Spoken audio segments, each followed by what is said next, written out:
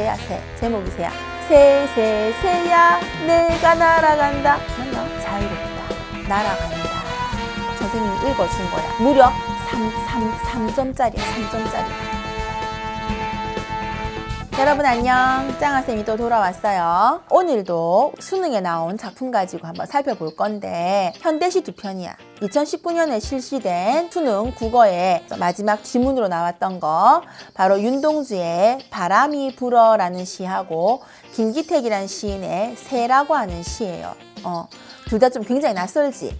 사실은 윤동주라고 하는 시인은 굉장히 중요한 작가긴 한데 우리가 보통 알고 있는 거 뭐 쉽게 씌어진 시, 참회록 이런 식으로 유명한 작품은 따로 있는데 바람이 불어라고 하는 낯선 작품이 나왔고 김기택이라고 하는 어떤 현대 시인의 작품이 나왔다 이 말이야. 근데 선생님 오늘 이 작품을 설명할 때는 두 개 묶어 설명할 건데 여러분 수능 문제 풀 때 어떤 요령과 연관지어서 한번 설명할까 싶네요. 이 작품이 수능에 몇 번에 나왔냐면 43, 44, 45번 3점짜리 문제도 있고 이렇단 말이야.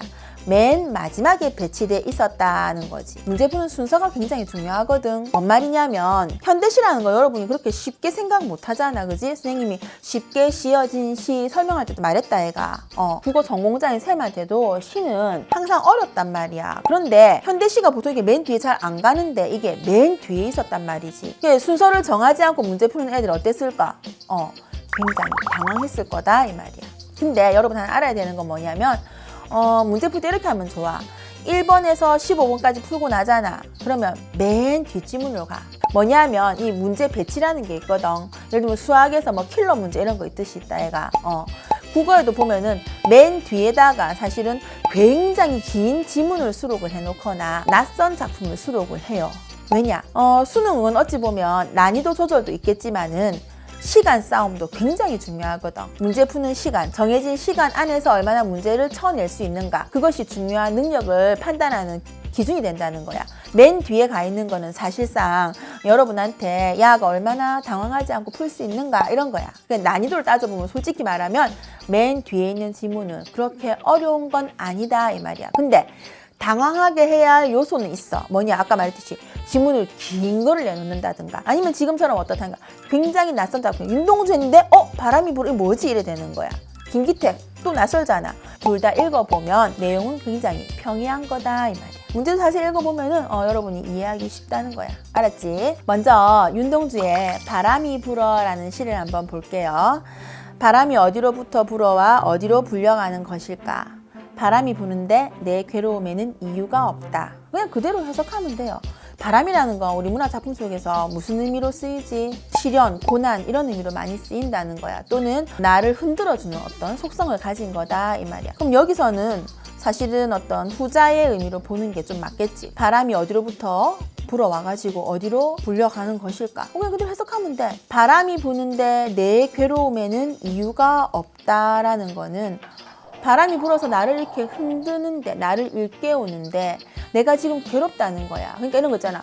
뭐 괴로워갖고 멍하니 있었어. 막 고민하면 있었는데 바람이 막 불어 뭐지? 이라고 봤다는 거야. 근데 내가 이렇게 고민하는 거 생각해봐도 어떻다? 이유가 없더라 이 말이야. 그래서 그 이유 없는 거를 뭐라고 얘기하냐면 단 한 여자를 사랑한 일도 없다. 시대를 슬퍼한 일도 없다. 자, 실제로 윤동주는 우리 영화 동주에 보면은 마치 이제 그 어떤 여인하고 약간 이렇게 썸이 있었던 것처럼 그려져 있지만 한 번도 뭐 연애하거나 사랑을 했다 이런 건 없습니다. 영화에서 약간의 그런 흥미를 위해서 넣었던 거고 실제로 한 번도 연애한 적이 없어요. 알려진 게 없어요. 그리고 이제 시대를 슬퍼한 일도 없다. 이거는 윤동주가 어찌 보면 조금 겸손하게 말을 한 거지. 윤동주는 입새에 있는 바람에도 괴로워할 만큼 그런 사람이고 실제로 뭐 쉽게 씌어진 시라든가 참회로 이런 걸 통해서 보면은 시대에 전면적으로 나서서 저항하지는 못했어도 시대를 슬퍼했던 사람이에요. 그래서 이거를 반어적으로 보기도 한다는 거야. 근데 여기서는 괴로움의 이유가 없다라고 그냥 그렇게 말해가지고 자기가 특별히 어떤 이유가 없다 이렇게 말하는 거야. 근데 이유가 없는데 괴로워한다. 그건 어떻게 보면 조금 모순될 수도 있잖아. 그래서 뭐라 하냐면 바람이 자꾸 부는데 내 발이 반석 위에 있다. 강물이 자꾸 흐르는데 내 발이 언덕 위에 섰다. 이 말은 어떤 유동적인 상황 속에서 자기는 그냥 안정되게 어딘가에 서 있다라는 거야. 그 부분에 대해서 자아 성찰을 하고 자기는 돌아봐야 될 거라고 생각한다라는 거야. 근데 있잖아, 사실 윤동주가 작품 안에 뭔가 아주 심한 뜻을 표현했을 것 같잖아. 근데 그냥 딱 거기까지만 해석하면 돼. 시인이 그렇게 얘기한다잖아. 과연 윤동주 시인이 살아나가지고 다시 와서 자기 작품을 문제 내놓은 거 풀면은 100점 맞을 수 있겠냐는 거지. 우린 장담 못해요. 문학 작품도 마찬가지야. 그걸 해석하는 것은 받아들이는 읽는 독자의 몫이야. 다만 우리가 문제로서 이 시를 접할 때는 제시된 지문을 가지고 해석을 하면 된다는 거야. 그래서 이 작품에서는 바람이 불어라고 해서 그 바람이라는 것이 어떤 나의 삶을, 나의 일상을 일깨워주는 그런 소재로 작용을 했고, 그러한 상황 속에서 내 괴로움에는 특별히 이유가 없고, 그럼에도 불구하고 내가 그러한 어떤 현실 속에서 안주하면서 아직까지 그런 것들을 강하게 받아들이지 못하는 자기 자신을 성찰하고 있다. 그래서 윤동주 시인의 작품 속에서 공통적으로 드러나는 자아 성찰이라는 그러한 요소들이 드러난다. 여기까지만 이해하면 될 것 같아. 자, 그러면 이제 두 번째로 같이 나왔던 김기택의 새라는 시를 한번 살펴봅시다. 김기택의 새라고 하는 이 작품은 1994년 김수영 문학상을 수상한 바늘 구멍 속의 폭풍이라고 하는 김기택 시인의 시집에 있는 50편의 시 중에 한 작품이에요. 선생님이 고전 시가 얘기할 때 한번 말했잖아. 뭐라 했냐면 고전 시가를 100편을 외워가지고 시험을 치면 그 안에서 반드시 나오겠지만 현대 시는 내가 100편보다 더 많이 읽어도 절대로 시험에 안 나온다고. 확률적으로 상당히 낮다는 거야. 뭐 얻어 걸릴 수는 있겠지만 확률적으로 낮다는 거야. 왜? 봐봐. 지금 이렇게 김기택 시인의 이런 시가 나올 줄 누가 알았겠냐고. 그것도 그 안에 50편이 있는데. 그러니까 여러분들이 항상 여러 가지 작품을 보면서 문학 감상 능력을 키우고 그걸 여러분들이 적응을 하면서 풀 수 있으면 좋겠다 이 말이야. 근데 새야 새. 제목이 새야. 새야 내가 날아간다. 맞나? 미안. 자, 새라는 거. 제목이 새잖아, 새. 새가 나오면 있잖아. 새는 뭘 의미한다? 자유롭다. 날아간다. 그런 의미를 담고 있어. 뭐 황조가에도 펄펄 나는 적개꿀 이랬는데 새라는 건 자유를 의미해. 자유를. 자, 그리고 보면 어떻게 되냐면 있잖아. 새는 새장 밖으로 나가지 못한다. 매번 머리를 부딪히고 날개를 상하고 나야 보이는 창살 사이의 간격보다 큰 몸뚱어리. 하늘과 산이 보이고 울음 실은 공기가 자유로이 드나드는, 그러나 살랑거리며 날개를 굳게 다리에 매달아 놓는 그 적당한 간격은 슬프다. 새라는 게 새장 안에 갇혀 있으면 길들여져서 어떻다는 거야. 밖으로 나가지 못한다는 거지.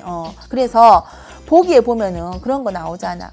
새에서 새장에 갇힌 새는 일상의 안온함에 길들여 자유를 억압하는 일상을 벗어나지 못하는 현대인의 알레고리다. 알레고리란 건 뭐야? 어떤 연관관계를 가진 비유적인 의미다. 이런 뜻이거든. 그래서 여기 새의 행동에 대해서 묘사하고 어쩌고저쩌고 하면서 일상에 만족하며 자유로운 삶의 가능성을 외면하는 현대인의 모습을 보여준다고 돼 있어. 여러분, 이 보기, 내가 말했다 얘가 맨 처음에도 모르는 작품이 나오면은 난이도가 낮고 그 작품에 대한 설명이 문제에 반드시 나온다는 거야. 맨 마지막 문제 45번에 보기가 지금 선생님이 읽어준 거야. 무려 3점짜리야. 3점짜리. 근데 보기 안에 뭐가 다 나와 있어? 작품에 대한 답이 다 나와 있다 이 말이야. 새라는 것을 인간으로 바꾸고 그렇게 맞춰버린다면 얼마든지 내용이 거기에 적용되어서 설명이 된다는 거지. 알겠어요? 이 두 작품은 우리가 일반적으로 알고 있는 어떤 바람이나 새라고 하는 자연물의 의미가 무엇인지를 파악하면서 보면 얼마든지 풀 수 있는 문제다. 이렇게 말하고 싶어요. 그래서 여러분 시를 이해할 때 그 두 개 기억하면 좋겠고 낯선 작품이 나와도 절대 당황하지 말자. 그 다음에 1번부터 15번 풀고 나면 맨 마지막 지문으로 가자. 요것만 기억해주면 좋겠어요. 다음에 또 만나.